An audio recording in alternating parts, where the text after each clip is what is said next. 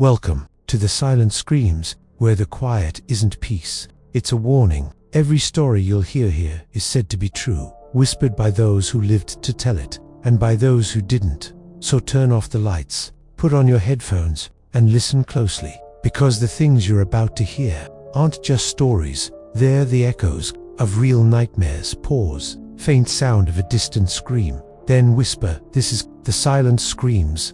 Places don't die just because paperwork says they did. Some of them learn to breathe without windows. Willow Creek Asylum closed in 1974. That's what the state kept. But the town kept something else, a rumor that never slept. I went there for measurements and photographs, to draw clean lines over a messy past. The first thing I heard wasn't my own echo. It was a whisper pressed through plaster, like a mouth speaking from inside the wall. They never left. If you listen long enough, a building will tell you what it was used for. If you listen longer, it tells you who was used up. Tonight, we opened a door that was never supposed to open. When I first saw the crumbling outline of Willow Creek Asylum through the morning mist, I told myself it was only a job. The state wanted it documented before demolition, a routine assignment for an architectural surveyor. But something in that hollow silhouette seemed to breathe. The iron gates were bent outward, as if something had once tried to escape. My truck's engine rattled against the silence, a mechanical heartbeat in a place that had forgotten what living sounded like. They said Willow Creek closed in 1974. After a fire in the West Wing, patients had been moved elsewhere, but not everyone was accounted for. The official report used words like smoke inhalation and record loss. Locals used another word, haunted. Inside, my flashlight beam crawled over peeling paint and rusted gurneys. The air was heavy with the smell of antiseptic and mold, like a wound that never healed. Each corridor carried echoes that didn't belong to me. The sound of metal wheels, a whisper of fabric brushing against tile. I tried to focus on my camera readings, but the lens fogged, as if the building exhaled against it. In the administrative wing, I found the patient records room. Most folders were ashes, but one survived. Patient 42, Lydia Hart, admitted 1959. Diagnosed with delusional schizophrenia, chronic auditory hallucinations. Her notes ended abruptly. Subject claims the voices are not in her head, claims they come from the walls. The walls. The moment I read it, something inside the plaster seemed to shift, like air moving behind it. I tapped the surface, half expecting hollowness. Instead, the sound came back thick, like bone. I laughed, nervously, told myself it was the wind. But deep in that sterile corridor, the air grew colder, and I could swear the building was listening. When I turned to leave, the door I'd entered through was shut. I hadn't closed it. My breath came out white, though the thermostat on my wrist said 68. And then, faint but undeniable, a woman's voice whispered behind me, "They never left." I wasn't supposed to stay, but daylight slants fast in a mausoleum of windows, and the map of the complex was incomplete. By late afternoon, rain needled the roof, and the hallways turned the color of dishwater. I radioed dispatch. No bars. The antenna on my truck tapped like a nail against the coffin lid. I made the call every contractor makes at least once. I'll push through. Get it done tonight. I set up camp in the old occupational therapy room. The murals along the wall had blistered into strange countenance. Islands of color floated in seas of decay. I measured the first load-bearing columns, recorded angles for a proposed brace in the east corridor, and tried to ignore how my tape measure trembled against my palm. At 8:13 p.m., the generator coughed twice and went still. The building inhaled the dark like a held breath. I had backup batteries. I had a lantern.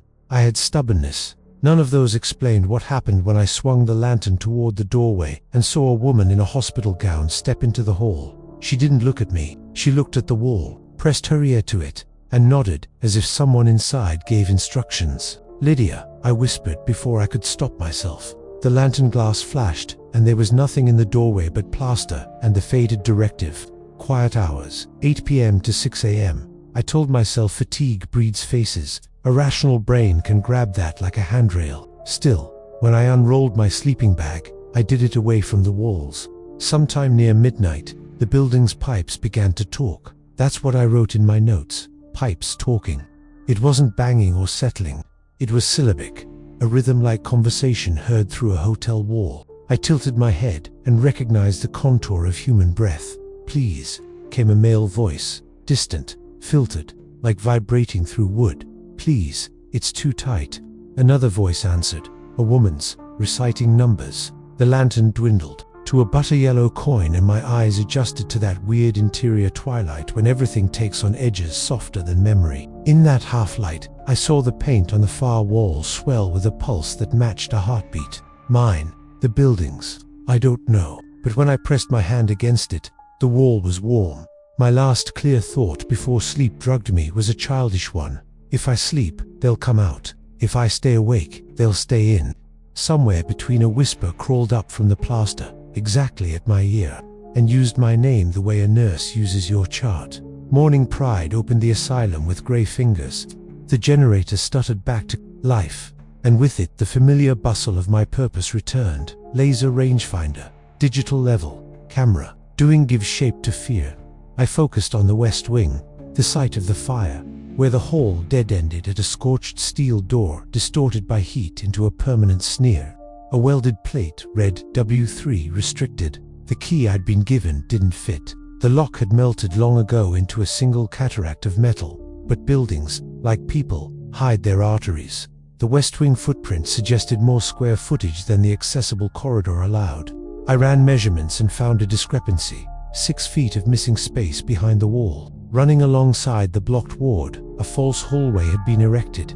I noticed hairline seams in the plaster, verticals too regular to be organic decay. Someone had built a second skin over the asylum's original face. My pry bar sang when it bit the seam. Dust bloomed like incense. Behind the first layer of plaster waited lath. Behind that old brick, not structural, but recent, a thin wall set, just to occlude. I hesitated, thinking about permits and liability, then drove the bar home with 3 angry hits. The brick slid loose and thumped my boots.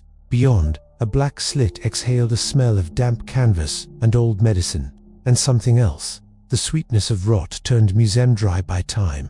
Lantern up, I wormed through the breach. The air pressed close, heavy with the oils of long-absorbed breath. A narrow passage ran parallel with the hallway I'd come from, then widened into a ward that had been entombed. Metal-framed beds lined the walls. The mattresses were gone, but the frames wore restraints, cracked leather cuffs with buckles the color of dead pennies. Above each bed, in meticulous hand, names had been painted: Henry, Marlene, Peter, Lydia, patient, 42. Her bed sat closest to a window that had been bricked up from the outside. On the side rail, someone had etched with a utensil or ruin of a spoon, "We are in the walls." The message repeated down the ward, the handwriting changing, some clean, some frantic. "We are in the walls" 100 times, scratched like prayer. There was no sign of fire here, no blackened ceiling, no burst sprinkler heads. The lie of the official report laid itself out like sheet-white linen. The wards hadn't burned, they'd been buried. A new sound entered the room, not my breath, not the ragged sigh of a building's lungs. A hush like bodies rising under blankets, a communal exhale. The restraint straps lifted, an inch, 2, falling back as if something tested them from below. And then, from everywhere at once, a sentence in a dozen voices: "Thank you for opening the door." I backed into daylight and coughed plaster until my throat burned. Some rational part of me screamed to call the state, call anyone, pull caution tape across everything and weld my breach closed. Instead, I found myself digging through the surviving files with the loyalty of a dog to a buried bone. Administrative ledgers, incident reports, treatment logs typed in violence, ice baths, isolation, restraint, in an old metal desk. I found a leather-bound notebook wrapped in gauze and sealed with brittle tape. Inside, pages bloomed with cramped handwriting, the kind that had to sneak itself onto paper when no one watched. The first entry was dated October 12, 1960. The signature at the bottom, Lydia Hart. "They say the voices are mine, that I make them, that they come from me." Today they sealed the vents and the voices did not stop. I think they live in the plaster, in the hollows where the walls forgot to be solid. The doctor says writing is a privilege. I will be small with my letters so the paper lasts longer. Her words burrowed under my skin, entry after entry, not madness but observation. Lydia recorded knock sequences, mapped cold spots that rotated room to room as if on a schedule. She listed names of others who heard it. Henry counted footsteps in the ceiling. Marlene woke with dust in her teeth, saying she'd dreamed the wall ate her breath. Then Lydia's tone shifted. The entries turned to warnings. Nov 2. The staff say a fire drill is coming, but drills do not need bricks. Nov 3. The orderlies carried mortar like buckets of snow. We were told to be calm during renovations. Nov 4. They asked for our wrists to prevent panic. They smelled like cigarettes and copper. The last pages weren't dated. The writing sharpened, a survivor's script. The walls are hungry, not for us, but for what we say. When we speak our names, the plaster takes them like bread. If we don't speak, will we stay? A scratch cut across the paper. Below it, small letters. If anyone reads this, the locked ward is not empty. We learn to talk through the walls. They can carry voices like wires. If you hear us answer once, then leave. If you stay, they will remember you. They will ask you to carry them. As if on cue, the notebook warmed in my hands. No metaphor. The leather grew feverish. Down the corridor, a clang rippled. Bed frame against tile, answered by another, like a language of metal. I clutched the book to my chest and whispered, "Lydia, I hear you."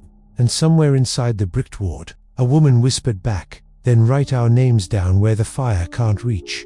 Fear turns practical when it has enough proof. I needed a way to move safely through the sealed ward, and if survival still mattered, a way out fast. In the staff lounge I found a metal locker welded shut by rust. The padlock had given up and split like a rotten tooth. Inside, a grey wool nurse's cardigan sagged from a hanger, pockets heavy. In the right pocket, a ring of keys, slick with age, and a tarnished brass whistle. Etched into the largest key, an almond nurse almond. The staff list in Lydia's notebook mentioned her twice, always with a shiver between the letters. I followed the key's suggestion down a side hall into a suite marked nurse's station.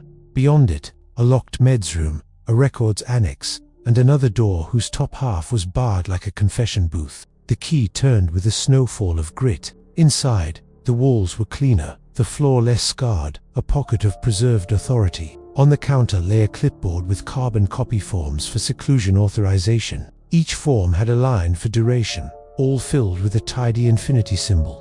The air here felt observant. I don't know a better word, a presence that measured my posture, my proximity to the drawers where syringes had once slept. The whistle on my chest gave a tiny swing and clicked the counter. In that click I heard the corridor hush. Then came footsteps, not approaching, pacing. Helto, helto. Outside the barred window's view, the practiced metronome of a nurse who owns the night. "Did you get lost, dear?" The voice didn't come from the door. It arrived inside the room like a thought. Every hair on my arms bristled into points. I didn't answer. The footsteps paused. "We've got a full house." Soft amusement. No more admissions. The barred window showed no one, but a shadow bloomed along the opposite wall from nothing. The outline of a woman pinning her hair. That efficient, intimate gesture of getting ready for work. Keys in my grip. I backed toward the door. The shadow's hand extended, as if asking for the ring. "You'll only open what we closed." The bars shivered, and they're noisy when they wake. I forced myself to speak. "Why did you brick them in?" Silence took a step back, surprised I had teeth. The reply came patient, professional. "We used the material we had. There was a fire scheduled. Smoke persuades a board faster than paperwork." A pause, then almost gentle. "We kept them quiet." That's what you want to hear. I left the nurse's station with the keys anyway. In the hall, the shadow followed like a stain in my peripheral vision. They never left. She said the same words as before, but now with a different pronoun behind them. Not the patients, the staff, the building had kept its keepers. If madness is catching, I was already contagious. I unlocked a maintenance door near the bricked ward and found a crawl space, narrow as a throat, threaded with dead pipe and bundled wire. The air smelled of chalk and the old, clean iron of blood. Scratches scored the concrete where something, rats or something with fingers, had tried to turn round in a space not meant for turning. I wiggled forward until my lantern touched a junction box with its cover missing. Inside, no modern wiring, just a coil of copper looped into a crude receiver. Someone had built an intercom in the bones of the building. I pressed the whistle against the copper coil. A vibration traveled up the metal into my teeth. Then the crawlspace spoke. Whisper upon whisper braided into one voice with too many edges. "We are here, we are here, we are" chant that feathered into sobs and then into a single name said by many. "Lydia, tell me what to do," I said. the crawl space squeezing my ribs. The reply was a series of taps against the pipe. 3. Pause. 2. Pause. 1. I recognized it from Lydia's notes. Attention. Reply. Listen. I counted the taps back with my ring against the pipe. The voices gathered, focused, like a school of fish turning at once. A woman's whisper came clear, and for a moment I thought I could smell the starch of bed linens, the cheap soap, the sun trapped in curtains kept shut. Write us down, she said. Say our names where they can't plaster over them. Then open the window. What window? My voice scraped rock. The answer drifted down the pipes like a map. End of the ward. Left of Lydia's bed, under the paint they called fireproof. I scrambled back into the main hall and pushed through my breach. The sealed ward recognized me. The restraints lifted in greeting. Names on the walls darkened like wet ink. I touched Lydia's bed rail and felt the thrum of a pulse that wasn't mine. Left of the bed, beneath a rectangle of matte paint, my fingernails found an edge. Paint peeled in a single satisfying skin. Beneath it, a wooden panel surrendered to the nurse's key with a tired sigh. The window was not glass. It was an old dumbwaiter shaft with a rope as wide as my wrist. Air flowed up cool and new from somewhere below. Down there, I asked the room. The room answered with a triangle of cold that settled on my shoulders like a shawl. I lit a flare and dropped it. It fell 3 floors and spun to a stop beside a steel door stenciled morgue. The flare's smoke coiled like a living ribbon, and in it, for the first time without the filter of walls, I heard sobbing. Not terrifying, not monstrous, human. Exhausted. There are thresholds you cross that make the rest of your life a whole way back to them. I put my boots on the rope and began to climb down. The shaft delivered me to a corridor, cold as a locked lake. My breath walked ahead of me in a ghost of its own. The steel door to the morgue had been wedged open by a rusted gurney whose wheels had fused to the floor. Inside, drawers lined the walls like a library for the wordless. The tags that remained bore only numbers. On a slab, under a shroud gone T-bone, lay a shape the size of a man, but to light, when I nudge-tested the sheet, a bundle of old restraints, coiled like snakes pretending to sleep. A switch flipped with my shoulder. Fluorescent lights flickered awake, stuttering, and unveiled a mural that ran the length of the far wall. It wasn't paint. Soot shadowed the plaster where figures had pressed back.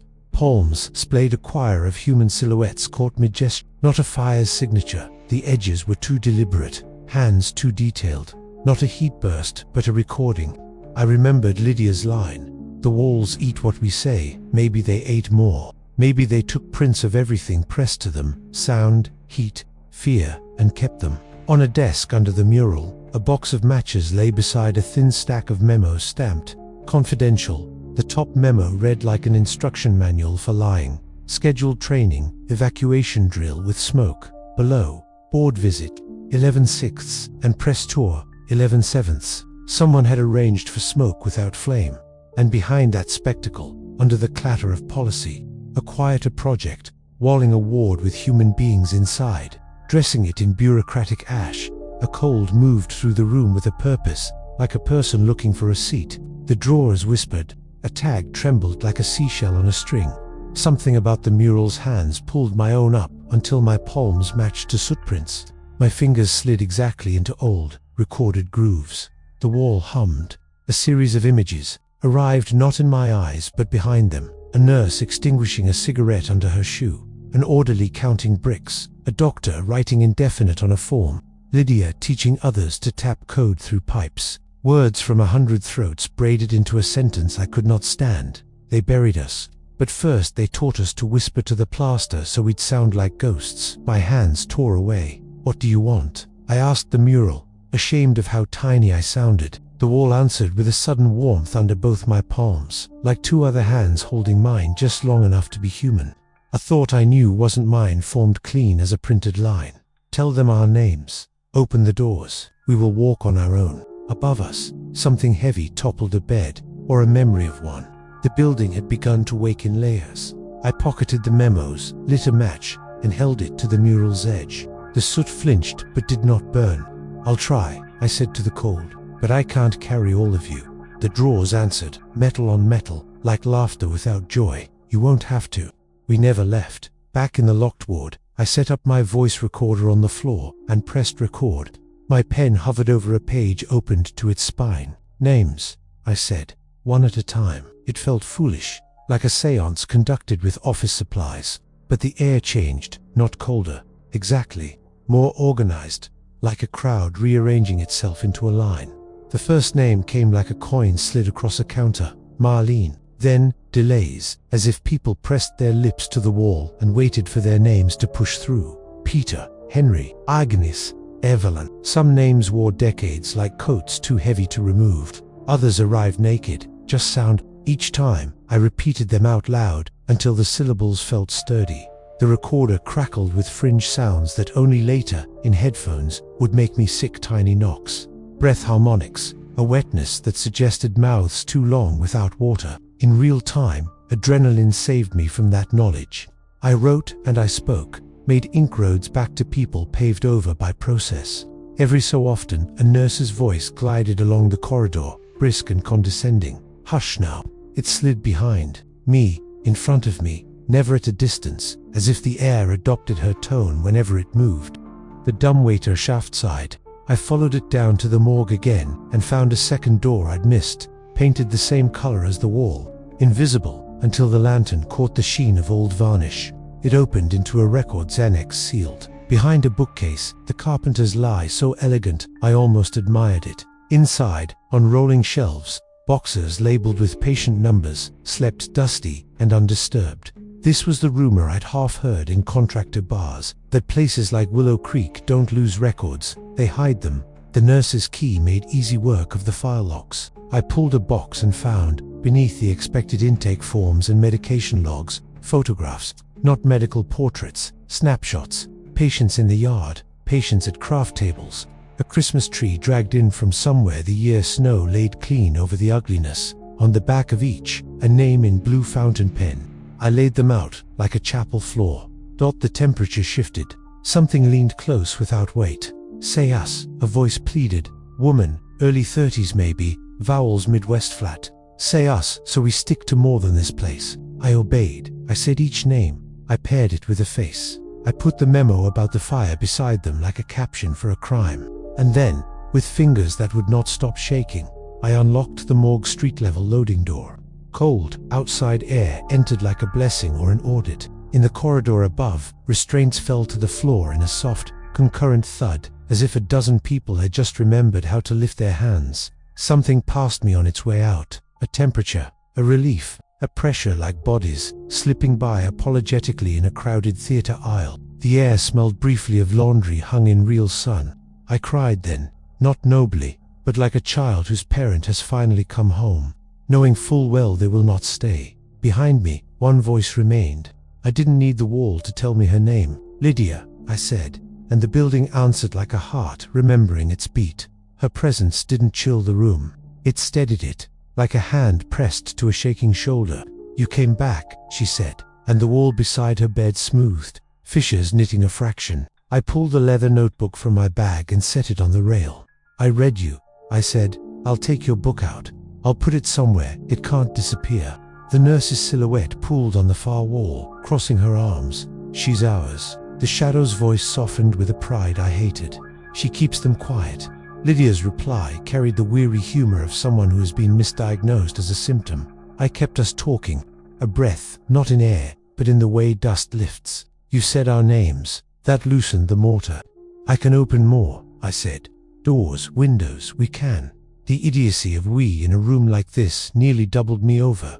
You'll leave, Lydia said, matter of fact, not accusation, prediction. You still have a road. The notebook pages riffled, though there was no draft. She turned them to a blank sheet. Write something for me. I uncapped the pen. What? A name they can't brick over. Not mine. Yours. The nurse's shadow leaned in, eager. Yes, she purred. He'll stay if he belongs. My chest tightened.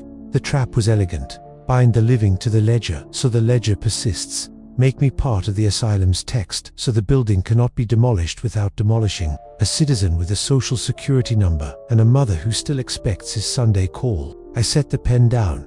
No, Lydia's presence did not withdraw. It waited. Then promise me you'll take the book where voices carry, where people can't pretend they never heard us. The recorder on the floor ticked to a stop.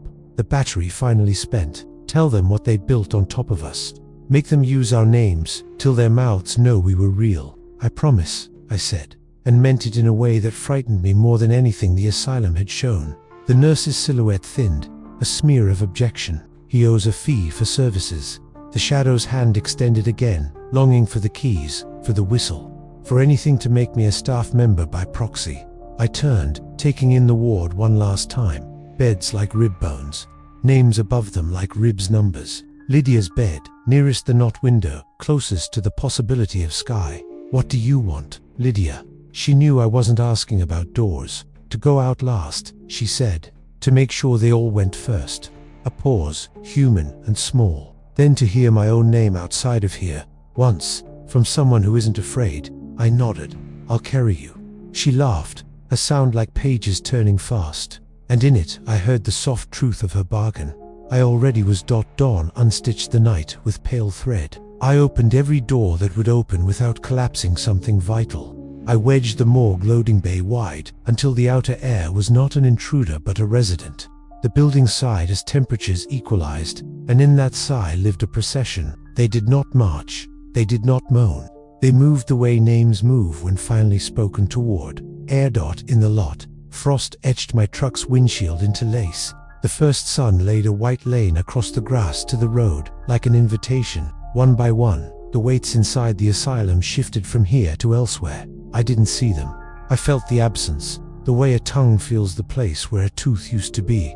A flock of starlings exploded from the eaves and braided itself into a skyscript that said nothing I could read but everything I needed to feel. When the last weight lifted, the building sagged with age alone. No malice, no hunger, just an exhausted mausoleum, relieved of its congregation. Only the nurse's shadow remained where corridors met. It stretched toward me like a spill of ink, trying to climb. You think you took them from me, it said, voice flat with bureaucracy. They still live in these walls. Not anymore, I answered, and I meant the best and worst of that sentence. The shadow paused as if truly considering, then withdrew into the angle of two meeting walls and forgot, for a moment, how to return. I stood at the threshold with Lydia's notebook under my arm. It's your turn, I whispered to the ward.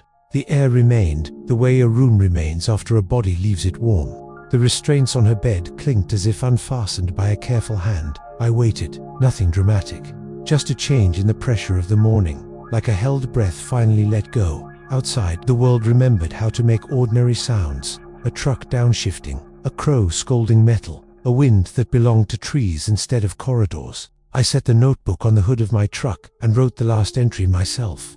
Willow Creek Asylum, names accounted for, and then all of them, shaky, stubborn. Blue ink turned liturgy. I ended with Lydia Hart, and below it, I heard you. Weeks later, the state tore the asylum down. They broke it carefully, as if worried something inside might sue. I watched from my truck on the legal side of a fence. When the west wing collapsed, dust took the sky, and the wind braided the dust into shapes I could almost name. And for a single, ridiculous, holy second, I smelled sun on fabric. At home, I put Lydia's notebook on a shelf where other voices live. Books, reports, testimony that cut through the plaster of forgetting. Sometimes, late, when the neighbor's TV gutters out and the streetlight hums like a moth, I hear the softest whisper ride the paint of my bedroom wall. I don't turn on the light. I don't ask who. I say the names I can remember, and then I say Lydia's. Once, like a promise disassembled into breath. People ask if Willow Creek was haunted. I tell them the truth, and it never helps. They never left. Not the ghosts, the people who did this. But neither will the names. Not while we carry them. Not while we write them where no one can brick over. The walls around me stay quiet after that. Or maybe, at last, they're listening.